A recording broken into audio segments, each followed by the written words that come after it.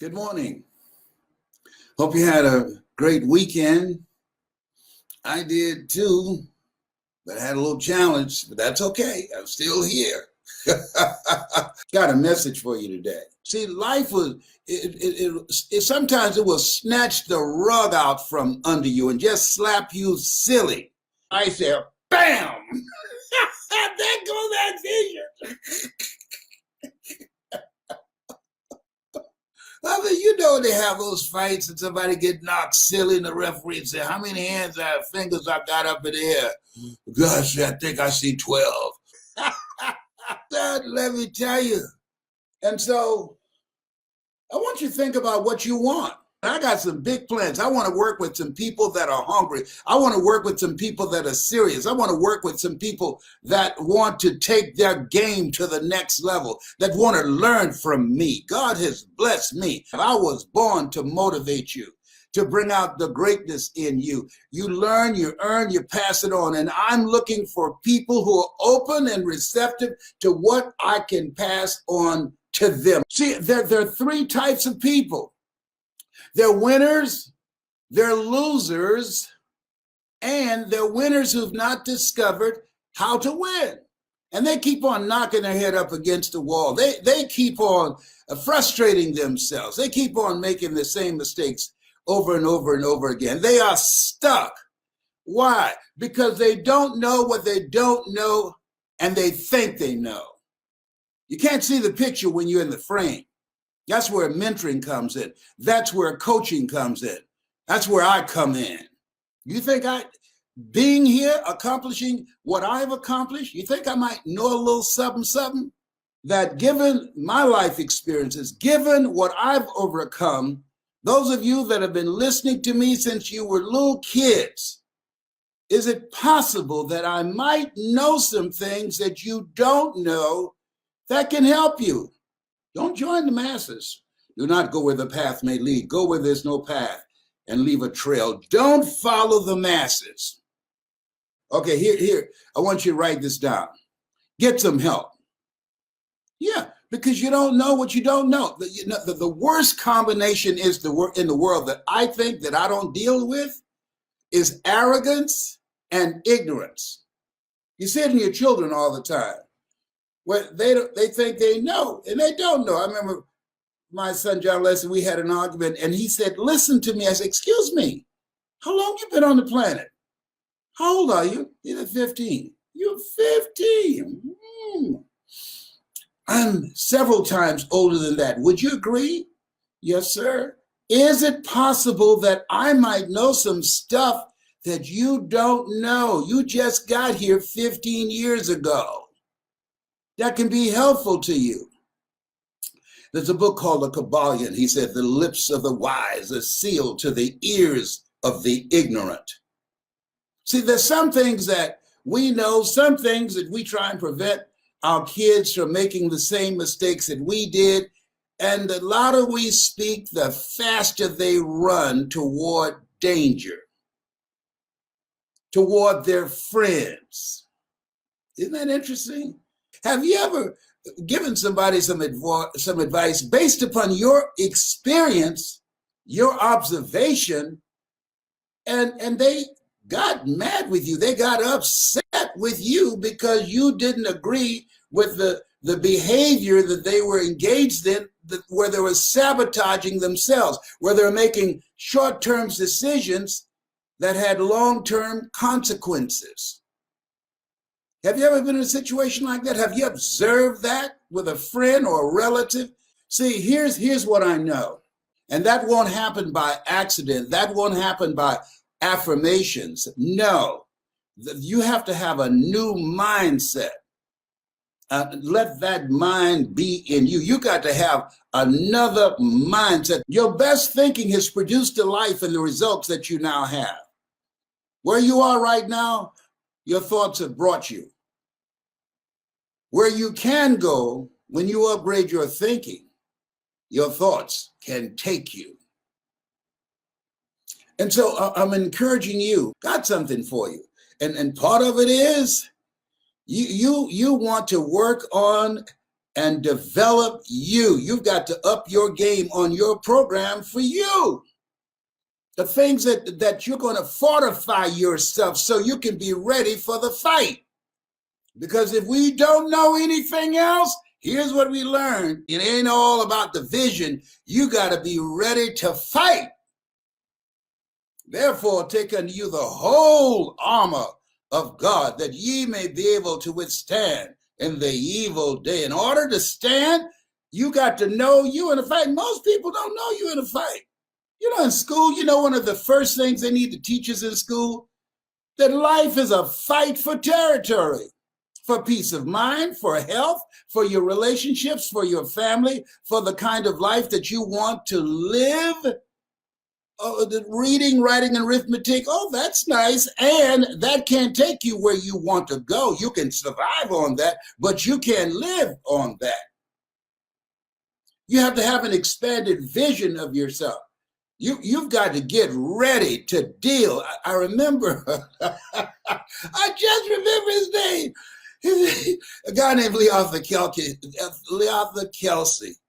And I was in elementary school in Douglas Elementary School in Miami. And Leotha Kelsey, who was heavy, and every day he was taller than I was, about 2 years. And every day he would chase me home to beat me up. Why? Because he could. He outweighed me probably about 25 or 30 pounds, and he was fast too, but I was faster. And every day he would try and catch me. Sometimes he would beat me up. He would wait out in the parking lot. He was a bully. He didn't just beat me, he beat other people too. And I tried to fight him, but he was just too big to handle.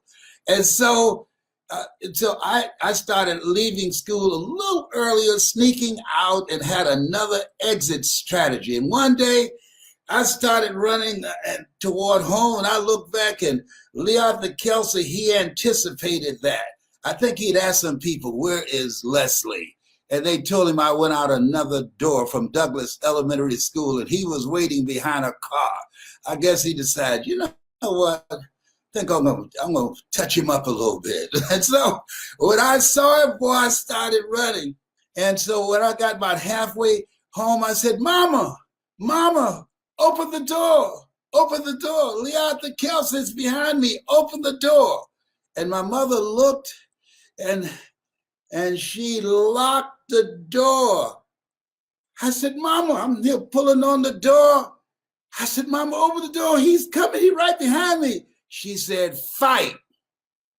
And Leotha grabbed me by the neck and slung me off the porch and threw me in some bushes. And there was a new soda drink called Topa-Cola that was designed to compete with Coca-Cola. And I fell in the grass, and my head touched the Topa-Cola. And when I came up, see, when sometimes when life knocks you down, don't just lay there. Look around for something that you can come up with. I came up with a Topa-Cola, and I bust him in the head. Bam! He said, oh, my God. And then I hit him again. Bam! Let me tell you, he was shocked. He was startled because he wasn't accustomed to me fighting back. I thought it was cruel and mean that my mother would lock the door. She said, fight, fight. And boy, when the blood started coming down his face, he said, oh my God. And he went running, blood coming up both sides of his head. And I'm saying, holding that Topa-Cola bottle, that'll learn you.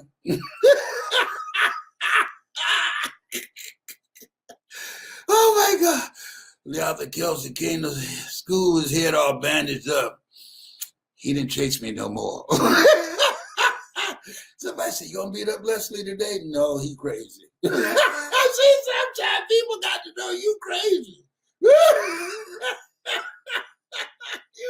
You can't make this stuff up. Listen, we got to fight all the way to the end. Because, see, I said yesterday that life, it's really, it's fascinating. Life is a fight for territory. And once you stop fighting for what you don't want will automatically take over. It's a fight for territory. Life is about transformation. Life, it's about disruptions. Life, it's about miracles. You are here to grow. You must die daily to who you are so you can give birth to who you are to become. And there will be interruptions along the way. Life is like a box of chocolates. You never know what you're going to get. That's all I got to say about that. And it's about miracles. You have miracle working power. The fact that you're still here. So this is different. This is very, very different. And so as you look at yourself, look at your goals, look at your dreams, you got to have a game plan for you. You got to have a game plan for your mind. We do what we want to do, buy what we want, beg for what we need. I remember a guy told me, man, I got this seminar you ought to come to. And his name was Ed Foreman, Executive Development in Plano, Texas, right outside of Dallas. I said, man, I'm taking care of my mother. I don't have any job or anything. I'm looking at becoming a professional speaker. I can't afford your rates. And he said, then you can't afford not to do it. How are you going to teach somebody to do something that you haven't done? I don't understand that. How are you going to tell people how to operate out of their comfort zone and you are not willing to reach beyond your comfort zone to make this happen? How are you going to teach people how to be a no matter what person and you're coming up with saying, I don't have it. You don't have it? Get it. I got it. Went to Plano, Texas, Dallas, Texas, on a Greyhound bus. My mother prepared for me some marinated frog legs. I didn't have the money for a plane. So I went on a bus. Why? Because I was hungry. I was hungry. If you're hungry, if you're serious, if you mean to win, if your life has been interrupted, if you want to have a transformative impact on the results that you're producing in your life, if you want to rob the cemetery of your gifts, of your genius, of your leadership, of your talent, you got to get a running start.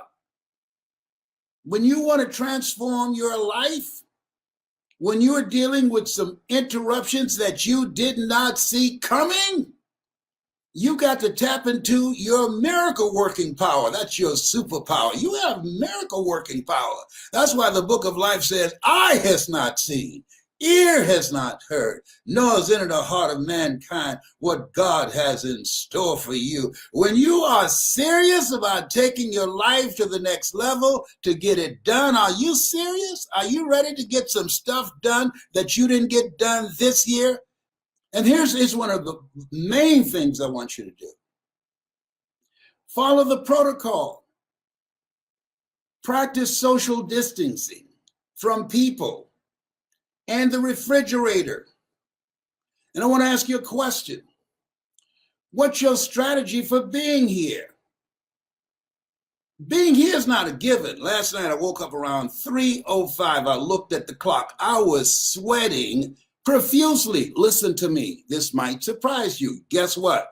There's some other things that can take you out other than the coronavirus. I'm overcoming diabetes.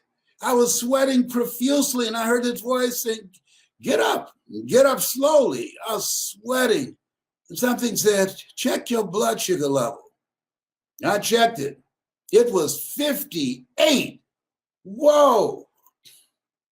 Now, when it gets down to 40, you can go into a diabetic coma. It was 58. So now I knew why I was sweating so profusely. And I had not been tracking myself in terms of taking my medication, taking my insulin, and what I eat. And so I laid back and I heard this voice said, you better get up. You better get up and get some sugar in your body somewhere. And my room is legal. There's nothing sweet in there but me. Oh, stop it, sugar daddy.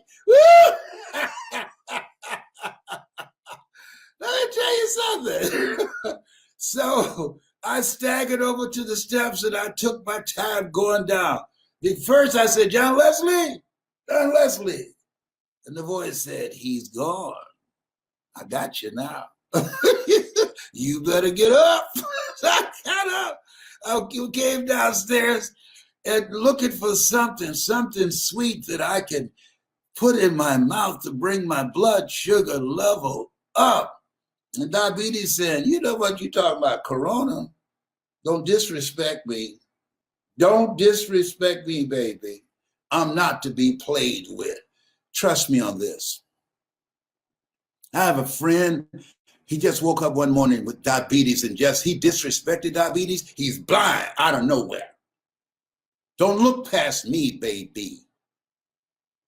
I'm not to be played with, sweetheart.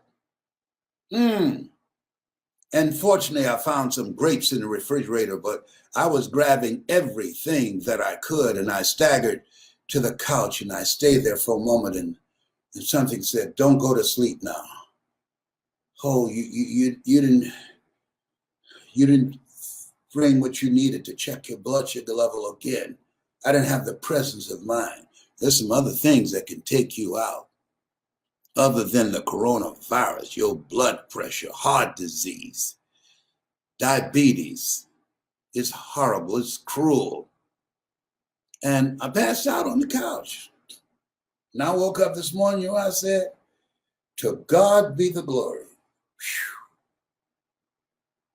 To God be the glory. All things work together for good, for those who love God and who are called according to his purpose.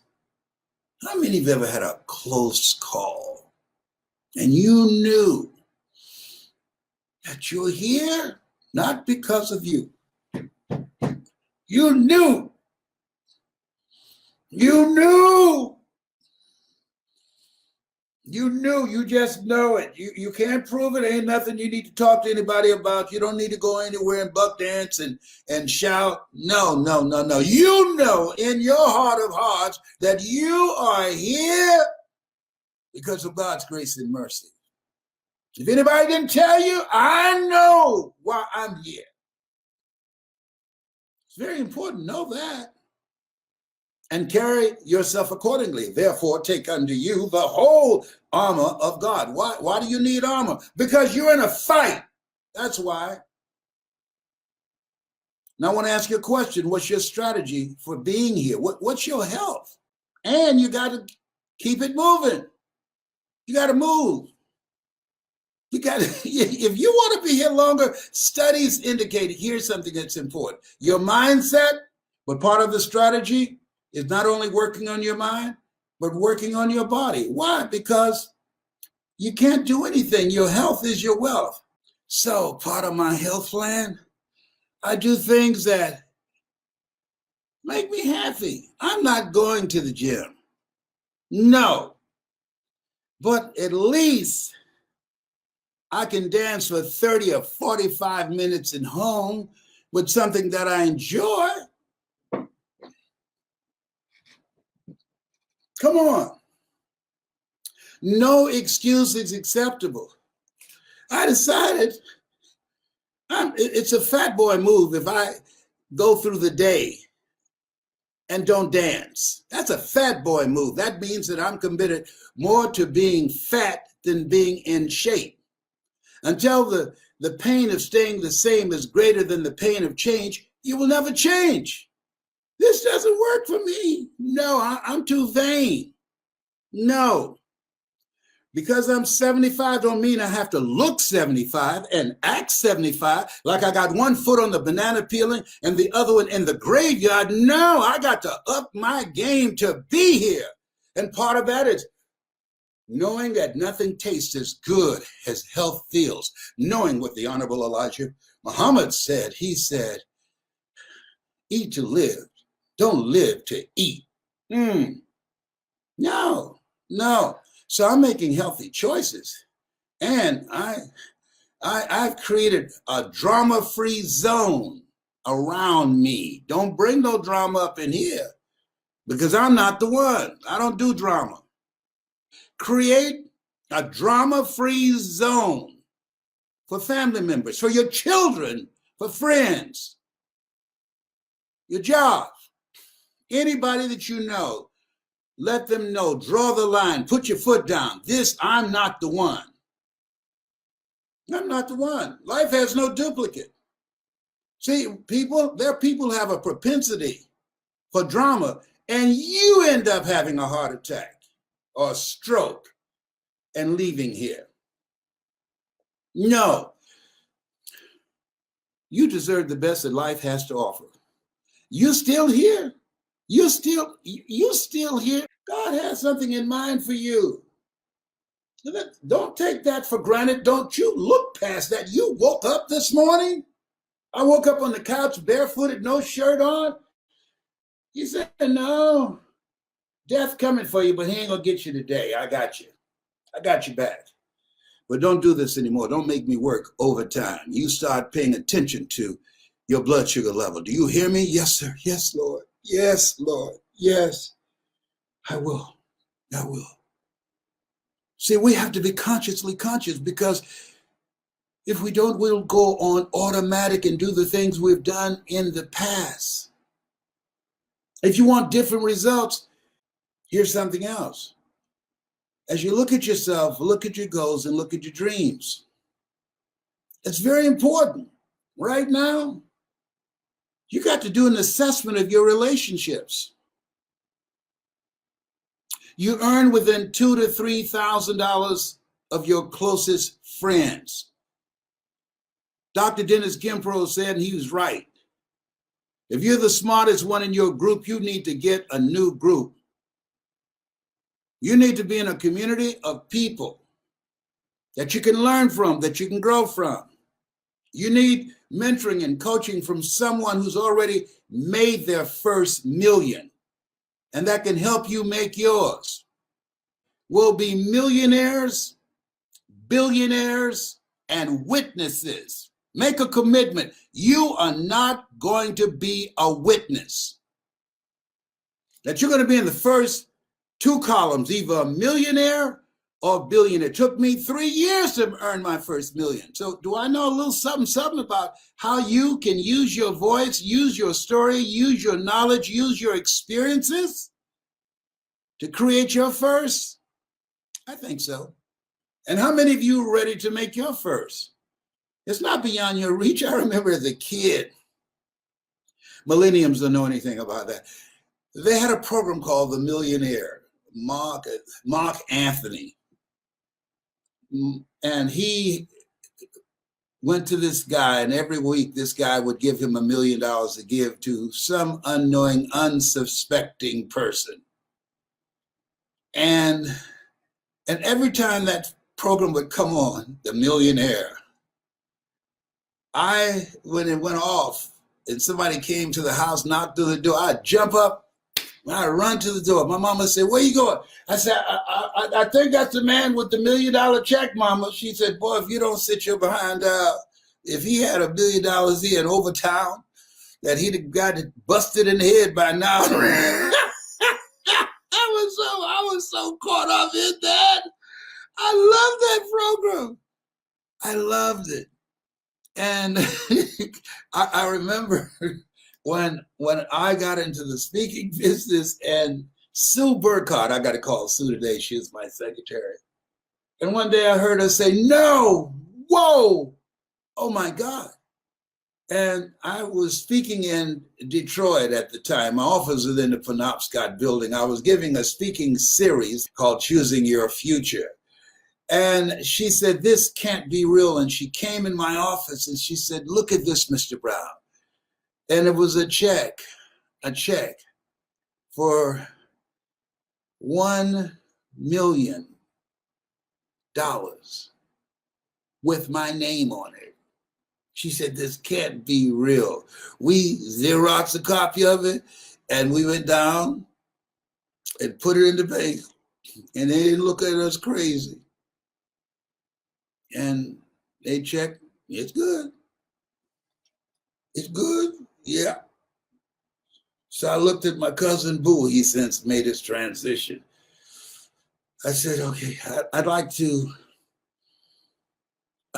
withdraw some money, please. So we took out around $5,000. Boo loved to cook, so he would get pots and pans, and I went to the bookstore to get some more books and cassette tapes. Millenniums don't know about that. And my goodness.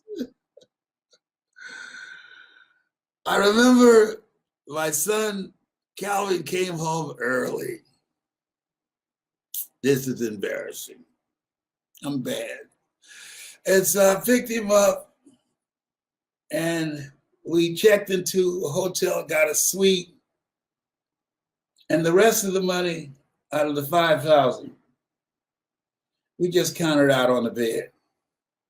Then I looked at Boo, he looked at me. He said, you thinking what I'm thinking? I said, yes. And we both jumped on the bed and started rolling in the money. Said, we rolling in money. My son looked at us and said, y'all have gone crazy.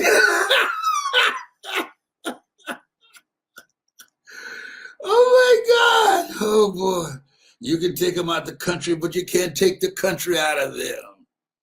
Oh man, what an experience. Listen. Life is full of transformation, disruptions, and miracles. Who would have thought somebody born in an abandoned building on a floor, I don't even know my parents, labeled educable, mental retarded? Who would have thought that somebody would write me a check for $1,125,000 to be exact? You have no idea what God has in store for you.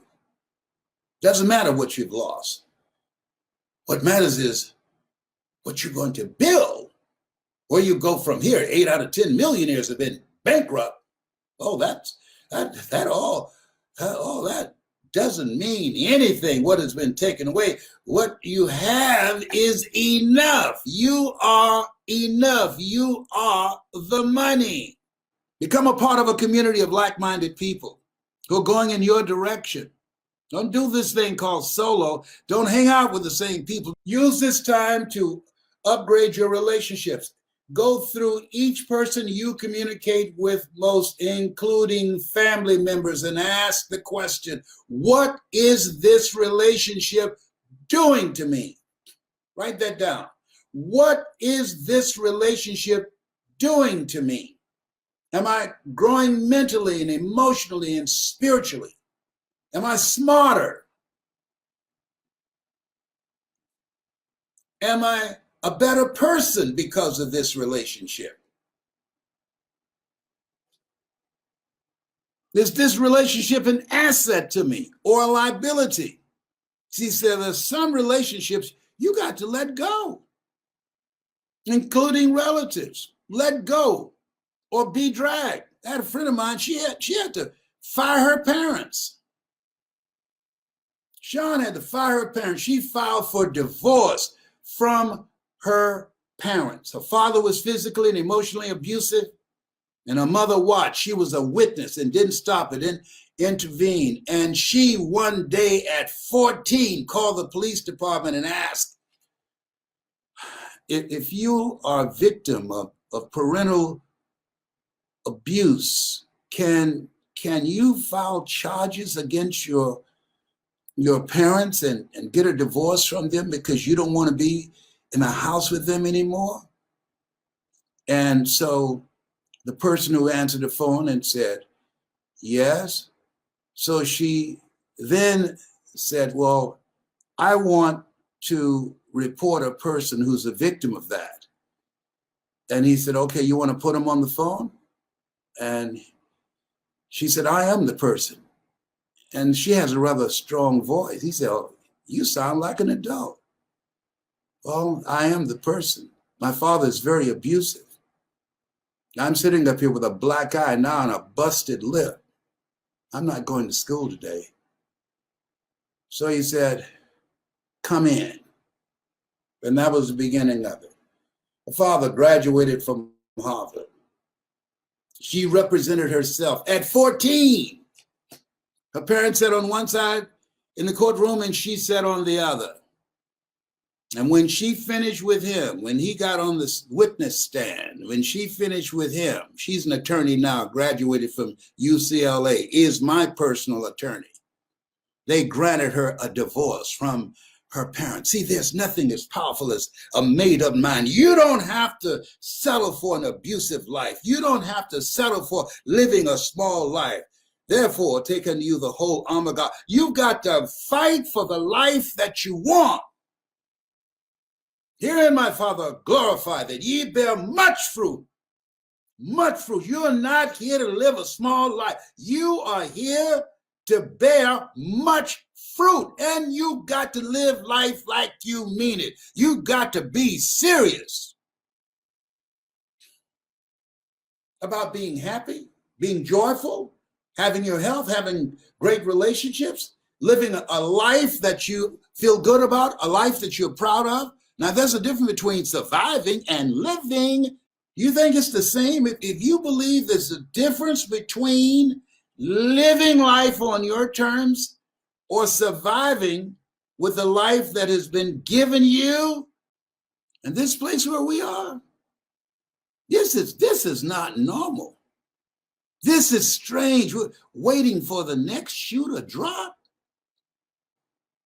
If you agree with me that life, your life matters, your dreams matter, your talents matter, and you must treat them like they matter. And you have to create a movement, and you are the movement. You've got to organize and have some collaborative, achievement-driven relationships that will help you get it done. And trust me on this, if you go through the internet, you see all kinds of people dancing to Master KG's song. You see the majority of the stuff that's out there. It's craziness. For this platform, what an incredible platform to educate our kids. Our kids are being left behind. Did you know that? Because of what's going on, they're being left behind. Should we settle for that and look at the news and say, oh, isn't that awful? No, we got to step up and say, no, we're going to deal with this. There will be an intervention from us. We ain't talking about no Russian intervention. There will be an intervention from us. You think I'm going to leave my kids, my grandchildren, in the hands of the public school to educate them? No, I'm going to complement. I'm going to intervene to make sure that they have a winning shot, that they have an ability to be able to live their dreams rather than self-destructive behavior. I'm going to make sure they're mentally healthy by creating a healthy environment. I'm going to be intentional about that, being mindful of my mouth, what I say around them. And when I'm talking to people, they hear, they got big ears. They watch and mimic everything. I have a friend, whenever she's always doing this to her head because of her hair, you know, when her weave, she's always doing this. And her little 2.5-year-old granddaughter, she's walking down the hall. Know what she's doing? Doing this. She had no weave on. She's just doing this. Why? Why? She saw her grandmother do it. They watch us. They watch us. And then when we're uncertain, when we don't have a plan of action, when we're not standing strong, when we don't have a spirit of optimism, when we're not joyful, all things work together for good for those who love God and for those who are called according to his purpose. When we're not answering the call on our life, they're watching us. We're examples for them. Our energy, our behavior, the choices we make, they see it. We're not in this by ourselves. I'm going to create a movement around this, helping people learn the things they did not teach us in school. They did not teach you self-awareness, how to get to know yourself, how to not allow the programming of being in a culture that marginalizes you, that denies you access to your identity so that you don't have a positive sense of self, that does not provide a curriculum that gives your life a sense of purpose and vision and methods and techniques on how to build a life of significance. Things we should have learned in school, that life has value. We need to learn that, our kids, early on. We need to step up. We got to step up. We got to become more involved in our kids. Well, I don't have any kids. Yes, you do. I wasn't Mr. Washington's kid, but he poured into me. I've never known my father. My father was a sperm donor. He wasn't a father. That guy was a sperm donor. And I'm a product of the recipient of his sperm. I'm here because of two women. One gave me life, the other one gave me love. And a guy who had 4 kids who couldn't hear him, but I heard him, and he became my spiritual father. I can't tell you the number of young men say, you don't know me, but you've been a father to me, man. When I saw you on PBS doing those motivational seminars and fundraisers for PBS, when I saw you on television, when I saw you in the Georgia Dome speaking to 80,000 people, I said, look at that brother. He's not singing. He's not running with a football with a helmet on his head and trying to knock down somebody at 35 miles an hour. He doesn't play basketball. Look at that brother. He's not dancing. He's not singing. He's giving people words to live by. And I decided, I want to do that. Man, this is why I do this. I just talked to a guy yesterday. I said, you're kidding. No. I saw you. And I said, you were having so much fun. I had a corporate job. I wasn't having no fun where I was. And I said, I want to do that. Kim Wee, she was turned down for a business deal. On the way back home, she started listening to a cassette tape called You Gotta Be Hungry. It's not over till you win. And she decided, I want to do that.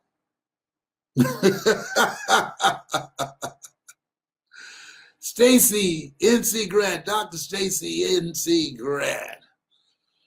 Listen, you can be an inspiration for other people. You can be an example for other people. Your life is not just your life. Answer the call. Think in terms of answering the call on your life that will create a job.